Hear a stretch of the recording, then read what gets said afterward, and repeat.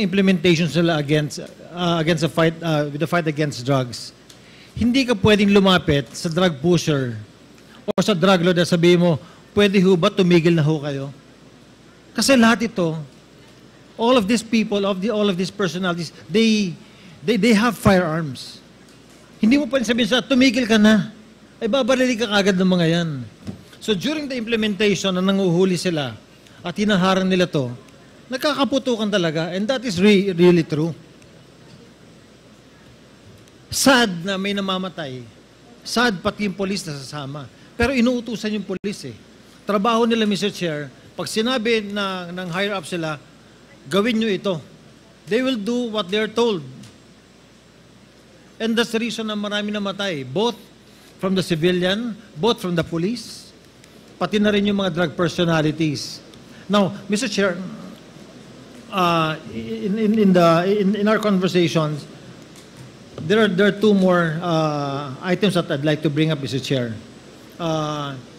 First, when Mr. Kerwin Espinosa said na lahat ng sinabi niya sa Senate ay hindi totoo. That is an institution that we also have to protect.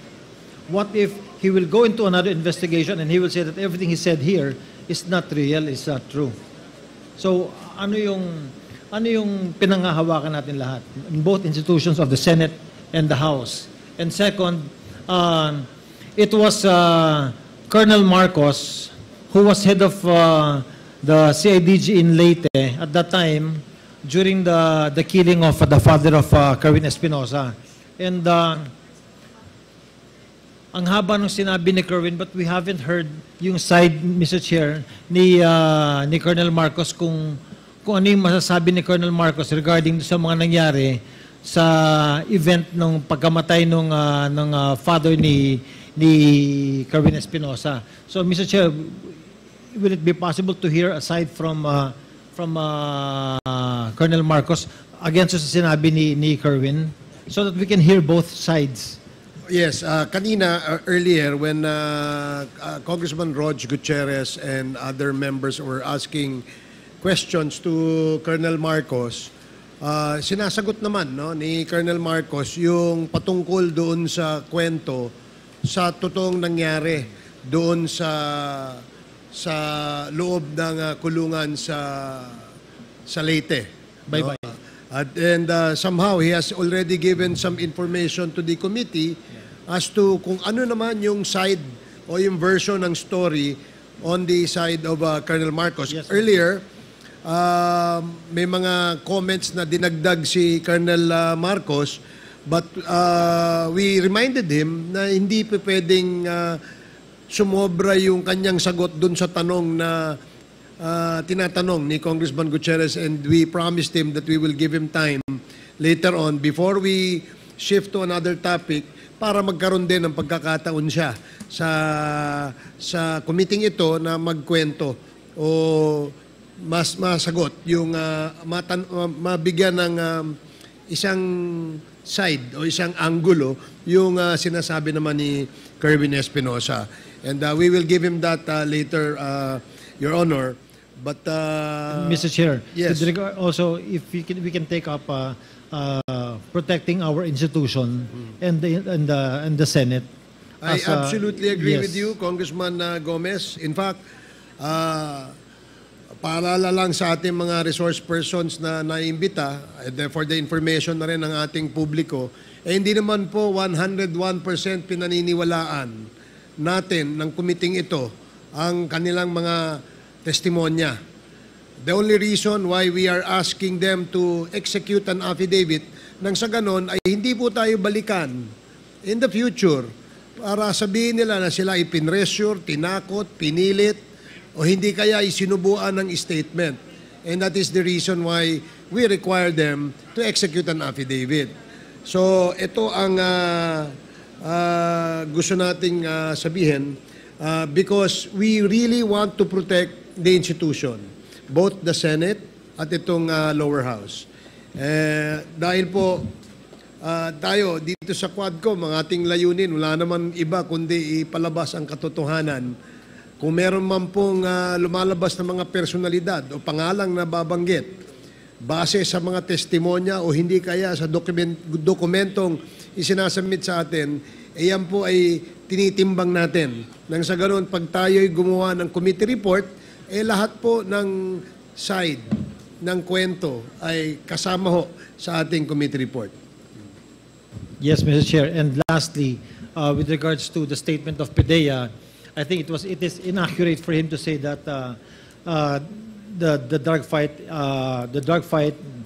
or the drug problem did not improve during the drug war. I can say that in my city, when I was mayor, nag-improve yung nag-improve yung situation namin during the drug war because yung police namin nagtrabaho talaga sila. As a matter of fact, during the course na marami silang hinuli, in less than 2 months, Mr. Chair, there are over 900 people who surrendered in front of my city hall when I was mayor. Why? Because natatakot ho sila na mamatay and they surrendered. And because of that, the drug problem in Ormoc City bumaba talaga. So, it is not accurate that the Director General said na hindi nag-improve ang situation. At least in my part, as mayor, and I can only speak for myself, nag-improve yung aming lugar. Yes. May we now ask PDEA to categorically state, no, is this the opinion of the Director General only, or this is based on reports or facts that were gathered by the PDEA when you said that it did not improve? Your Honor, Mr. Chairman, the question that was asked was that with the passing away of Mayor Espinosa, did it have any effect in Albuera? That's why my answer was that as far as Albuera is concerned, we neither have any indication whether it diminished or the drug campaign or the drug trafficking situation flourished. That was my answer, Your Honor. Okay. Does that satisfy Congressman Gomez?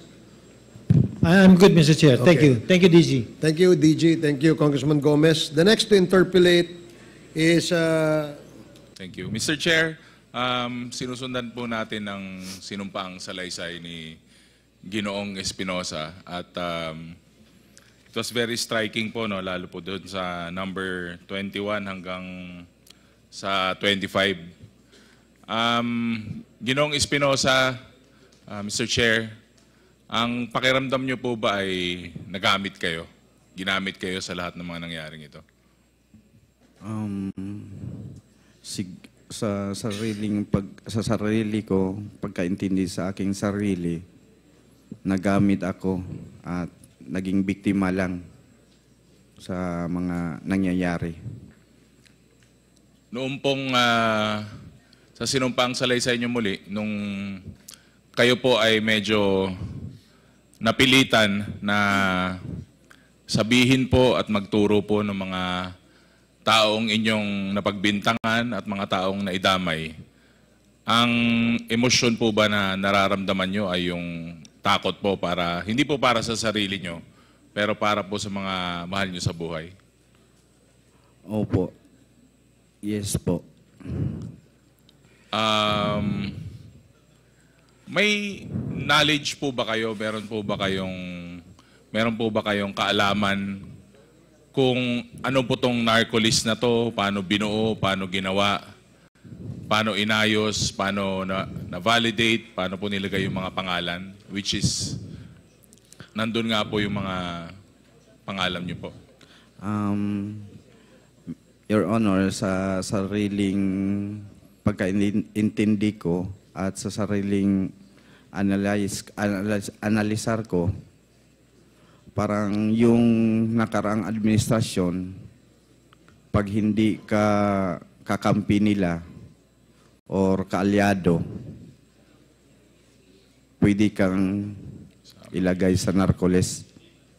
Yun lang po ang ano ko sa tingin ko nitong narcoles na ito. Kasi maraming inosente, maraming malinis na tao, may mga na sali sa narcoles, hindi nga marunong magsigarilyo, nasalin na sa narcoles.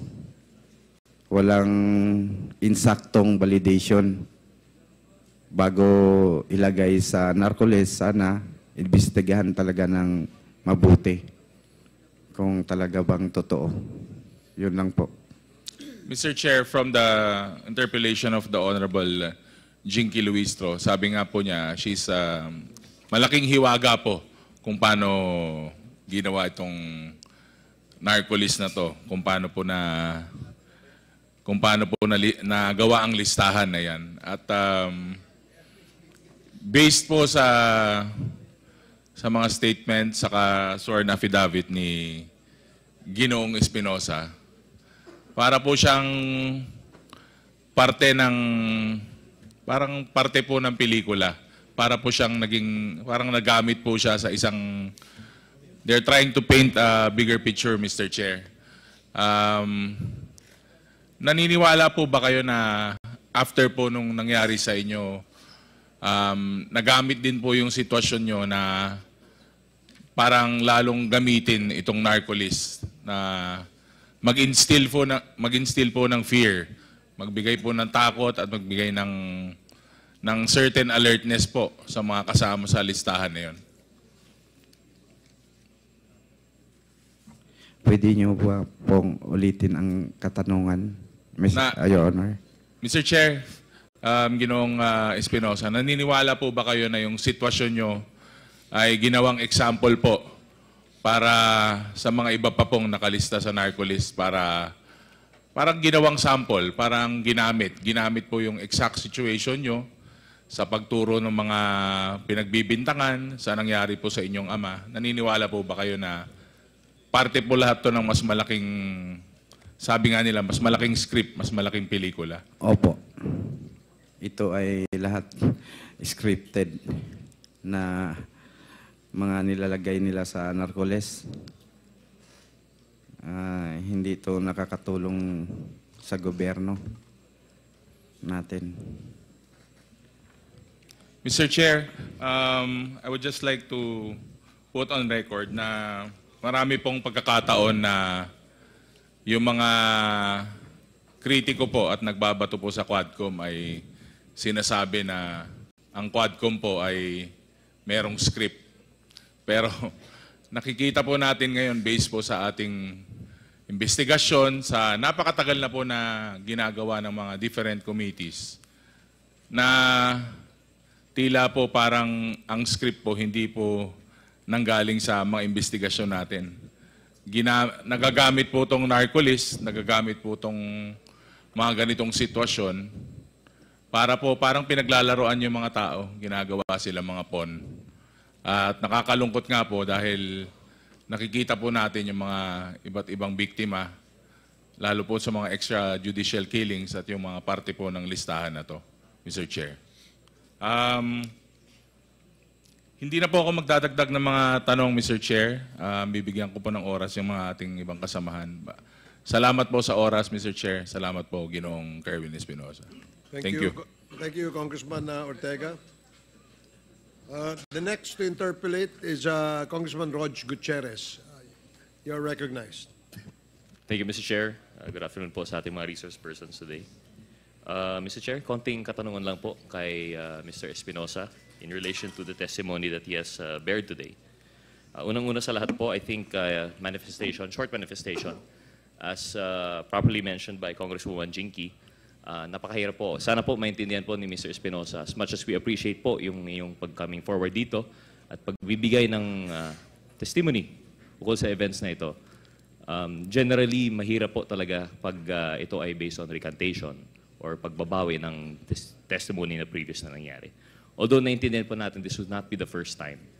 So in general, this does not mean naman po na we will disregard the affidavit or the testimony, but it just means that it would need further verification. Because of course, hindi rin natin maiwasan yung mga nabanggit niyong circumstances. Minsan, merong kasamang duress or tinatawag natin na pinipilit po kayo through other circumstances. So Naintindihan po namin yan. But to further flesh it out, we just like to go through it. Kailangan po talagang suriin yung iyong testimony. So that, Mr. Chair, yung first na question ko po kay Mr. Espinosa.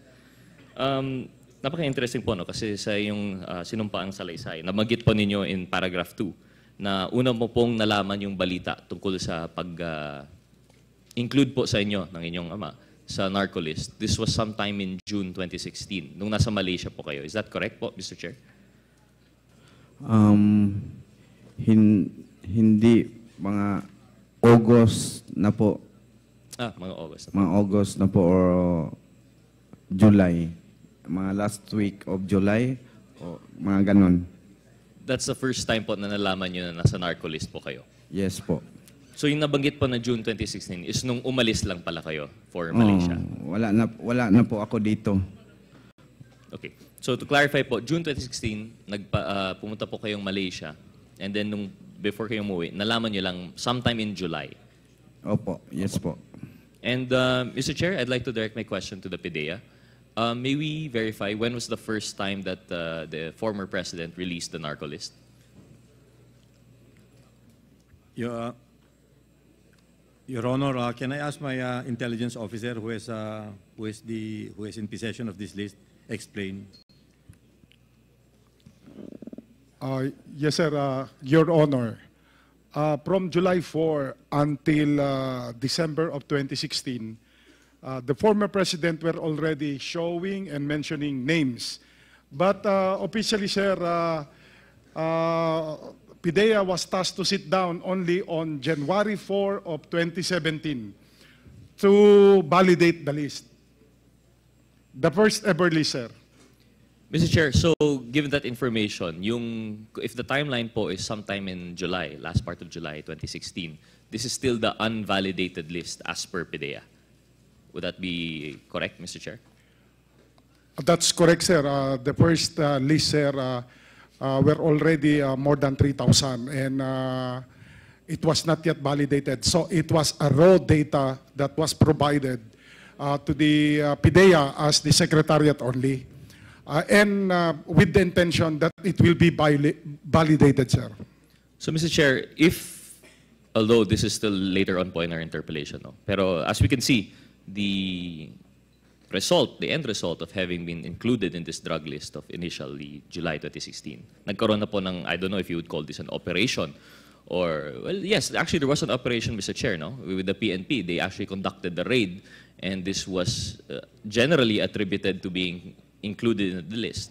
So we could see, Mr. Chair, and I understand that this would not be something for the PIDEA to answer, but the original unverified list as of July already resulted in these operations po. No? But we'll go to that on the later time as we proceed.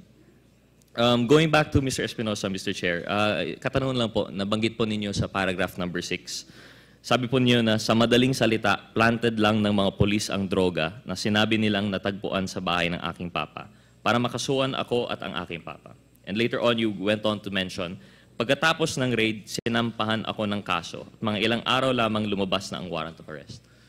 Mr. Espinosa, ano po yung mga kasong isinampa sa iyo? Base po dito sa raid na ito. Ang na-experience ko na mga kaso na sinampa sa akin,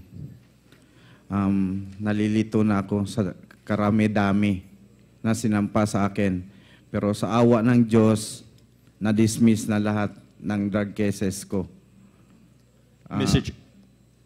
Siguro ang maka-explain yan, abogado ko na lang siguro kasi siya ang may alam dyan. Mr. Chair, under our rules, generally, the lawyers who assist the resource persons are here to just simply manifest or inform their clients of the rights that they may have in this committee. But in this instance, Mr. Chair, since we do have him present, would the committee be amenable to hear his answer regarding this question? Yes, I think we can allow the counsel of Mr. Espinosa to respond to the question raised by Congressman Gutierrez. Attorney Palad, can you please respond to the questions raised by Congressman Gutierrez? Thank you, Mr. Chair, for the indulgence. Mr. Chair, with that, I'd just like to reiterate po. No? So in the case po, in the sinampalang salaysay, nabanggit po sa paragraph 6 na may ilang mga kaso na sinampahan si kay Mr. Espinosa. May we know then from the lawyer of Mr. Espinosa the nature of these cases and their status po. Good afternoon po. Good afternoon, Mr. Chair and the committee. Your Honors, ang mga kaso pong isinampa kay Mr. Espinosa ay ang mga sumusunod po. Related po to sa conspiracy to commit illegal drug trading. Ito po yung resulta ng kanyang pagtistigo sa Senado. Lahat po ng salaysay na ginamit sa Senado po na sinabi niya, yun po yung ginamit na ebidensya to file the following cases.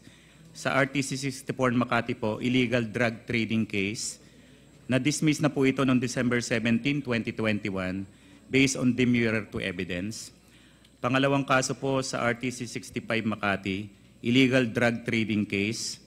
Na-dismiss na po ito noong June 6, 2023, demurrer to evidence granted.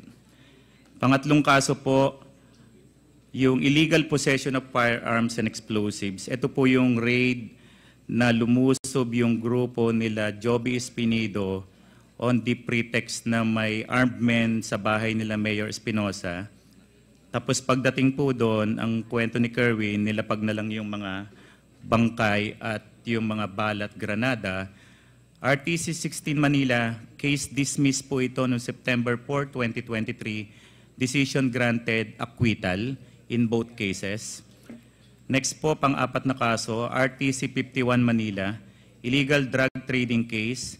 Case dismissed on December 13, 2023, demurrer to evidence granted. Panglimang kaso po, RTC 14 Baybay Leyte, illegal drug trading case. Case dismissed on June 5, 2024, demurrer to evidence granted. Lahat po ng drug cases na dismiss on the ground na the prosecution failed to prove its case. Kahit isang beses po, hindi ho nagtistigo si Mr. Kerwin, dinismiss agad ng mga husgado. Yun lang po. Thank you po, Mr. Chair. Thank you, Mr. Chair. Mr. Chair, do we have, siguro to direct to the committee secretariat, do we have members of the DOJ or perhaps the National Prosecution Service present? May we ask them to join us for some clarificatory questions? DOJ, the representative of the DOJ.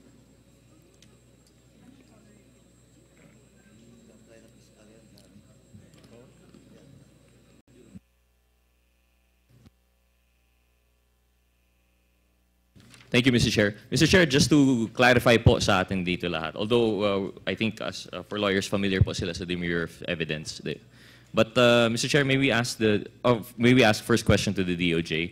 Ano po yung position po natin sa DOJ, sir?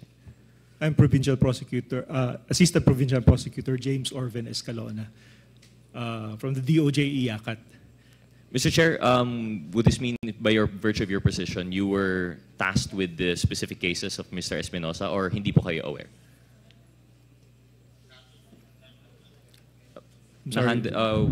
Were the cases of Mr. Espinosa under your jurisdiction? No, sir. Actually, we were invited because for purposes of issues on POGO. On POGO. Yes.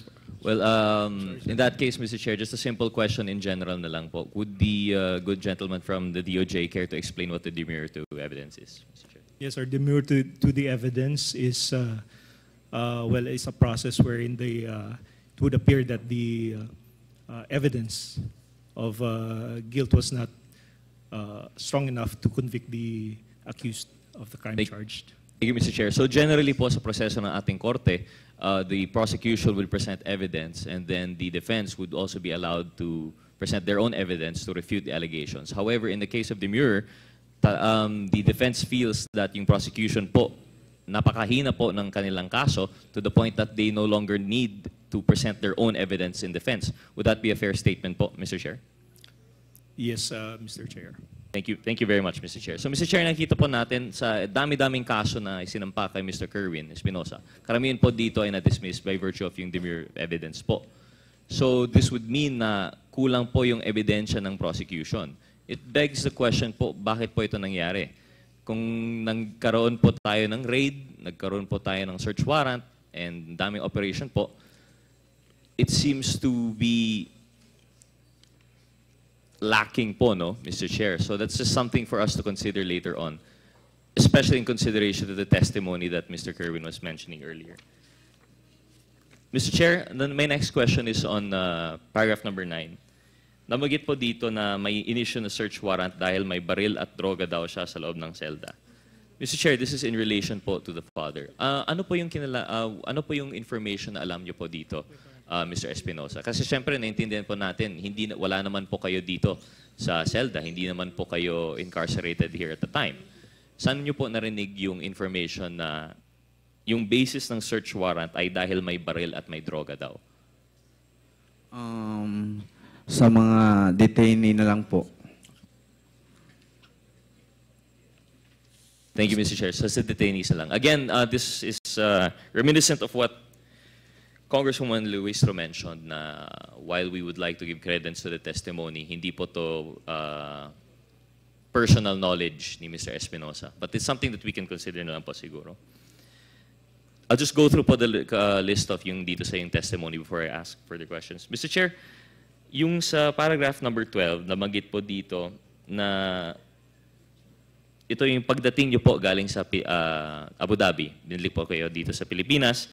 Bandang alas 11 ng gabi, sinundo ako ng mga kapulisan dito sa Pilipinas gamit ang isang puting Land Cruiser. Isa sa sumundo sa akin ay si General Bato de la Rosa kung saan sinabi niya sa akin na idawit ko si Peter Lim sa kalakaran ng droga sa Pilipinas, pati na daw si Laila de Lima para madiin. At bago pa man yun, pinilit nila ako na umamin na ako ay may kinalaman sa droga. Ito ay sinasabi niya sa akin habang pupunta ako ng Krame. Pagdating namin doon ay may media at press con ang mga polis at sinali nila ako. Mr. Chair, this would be the heaviest allegation in relation to the testimony that Mr. Espinosa has put forth during the Senate hearings. Siyempre po, naging basehan po yung kanyang testimony sa Senado for various cases. And I understand, Mr. Chair, we don't have a representative here to tell us kung gaano kala. But perhaps, Mr. Chair, I can ask the lawyer of Mr. Espinosa to his knowledge. Mr. Chair, yung testimony po ni Mr. Espinosa na binanggit niya sa Senado, was this made the basis of the cases against Senator Laila de Lima? Mr. Chair, ang recollection ko po dyan, yung testimony ni Kerwin sa Senado was used by the government to file cases against several persons like Kerwin Espinosa, Peter Co, Marcelo Adorco, Lovely Impal, Ruel Malandangan, and others. Pero hindi po nakasama ni Kerwin sa mga kasong ito si Senator de Lima. Ang nangyari po dyan, yung testimony niya sa Senado na sinasabing nagbigay siya ng 8 million kay Senator de Lima. Yung testimony na yon, together with the picture taken sa Baguio, ginamit po yon ng DOJ panel to file case against Senator de Lima doon po sa 3 illegal drug trading cases sa Muntinlupa na na-dismiss na rin po yung 3 yon. Doon po, nabanggit, inattach po yung Senate transcript at yung affidavit panghukuman ni Kerwin to link Senator de Lima into the illegal drug trading cases sa Muntinlupa. Pero hindi po naipresenta si Mr. Espinosa sa Muntinlupa courts because some cases were dismissed based on demurrer to evidence din po, based sa recollection ko po. Thank you, Mr. Chair, for the clarification. So, Mr. Espinosa, nabanggit po ninyo dito, ito siguro ang naging reason po kung bakit kayo nag-testify sa Senado. At kayo po ay napilitan na ngayon, sinasabi na hindi po totoo yung mga nabanggit mo sa Senado. Mr. Chair, additional question, were there other instances po na kayo po ay nag-testify? Ever ba, na-invite po ba kayo sa any of these cases, whether against Ms. de Lima or any of the other persons? Or lahat po talaga nito ang basihan ay simpleng iyong affidavit doon sa Senado?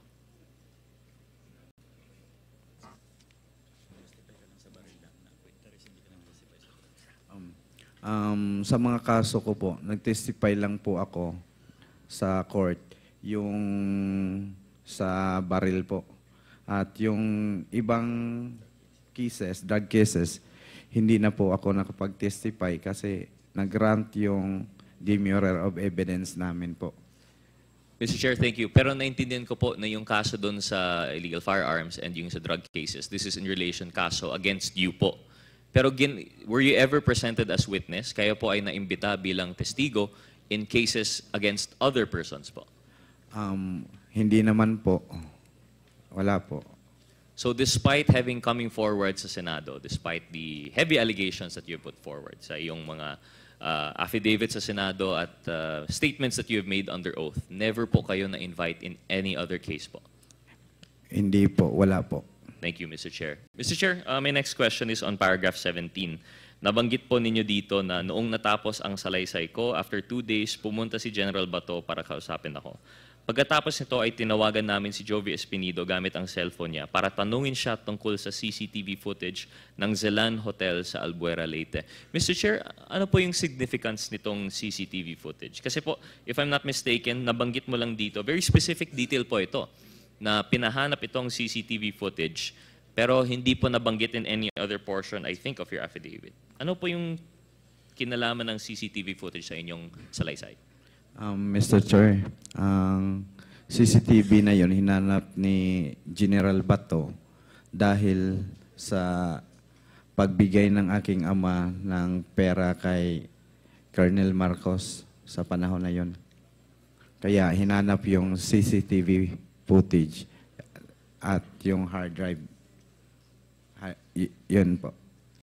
Mr. Chair, si Colonel Marcos ay binanggit mo rin sa affidavit. If I'm not mistaken, ito, number 23. Noong andun ako sa Senado, sinunod ko lahat ng nakalagay sa affidavit dahil may kopya ako. Pero lahat ng sinabi ko doon ay walang katotohanan.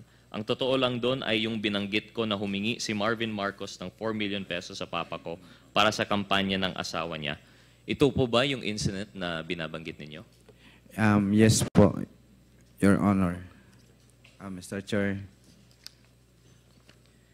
Thank you, Mr. Chair. I have no further questions on the affidavit, but I will now ask other questions na lang po in general. So with that, Mr. Chair, this Marvin Marcos that you mentioned is the same Colonel Marcos that you pointed out earlier. Is that correct, Mr. Chair? Yes po. Okay. Mr. Chair, before I proceed to questions for Mr. Marcos, for Colonel Marcos, I'd just like to reiterate po yung aking nakikita dito sa affidavit ni Mr. Espinosa. It would seem that these are very heavy allegations, but it generally can be run down into two, especially in relation to investigation of the Quadcom. Una po, nakikita natin isang operational modus nila regarding if ever it is proven to be true, of course. We still have to take into consideration that there was a recanting. So hindi pa naman tayo sigurado versus yung other oath niya, other statements under oath niya. But it seems to be that first there's an allegation, heavy allegations regarding the conducting of the extrajudicial killings, if it can be categorized as such, in relation to the father of Mr. Espinosa. Dahil po nakikita natin na isama siya po sa narco list, nag-operate po yung police, and it resulted in death. I don't know if this is part of their modus, but if he could be considered a high-value target, which is the second component ng yung Oplan double barrel. But here we see how the narco list plays into the operation of the PNP. But on the second, and I think is more pressing, if it is proven true po yung testimony ni Mr. Espinosa that he was only forced to give that testimony in the Senate, there seems to be a use of resource persons for political gain or political testimony.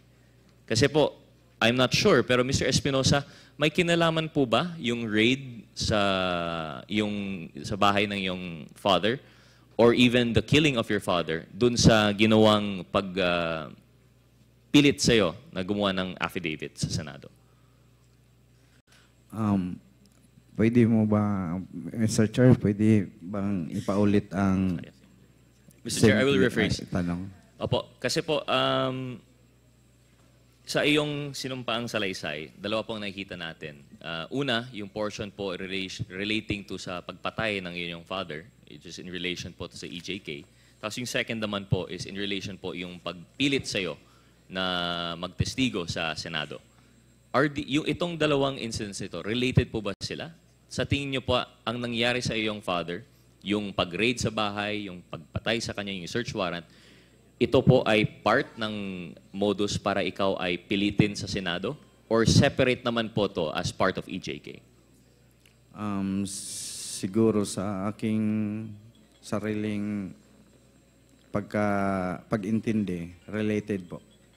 Related po. So tingin niyo po, ang ginawa po sa inyong tatay ay related na para takutin po kayo?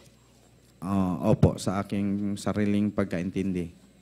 Pero yung nabanggit po ninyo dito sa affidavit, na-mention mo po kasi sa paragraph 23, na ang totoo lang doon ay binanggit ko na humingi si Marvin Marcos ng 4 million sa papa ko.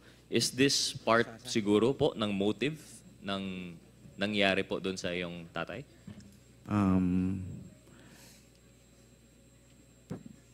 Hindi siguro. Coincidence lang po yun. Baka ang nangyari sa papa ko, parang sa mga operatives may nasa likod or nagbigay ng instruction sa kanila na ito ang gawin mo. Hindi ito ang motive ng yung pagbigay ng 4 million kay kay Sir Marcos. Thank you, Mr. Chair. Mr.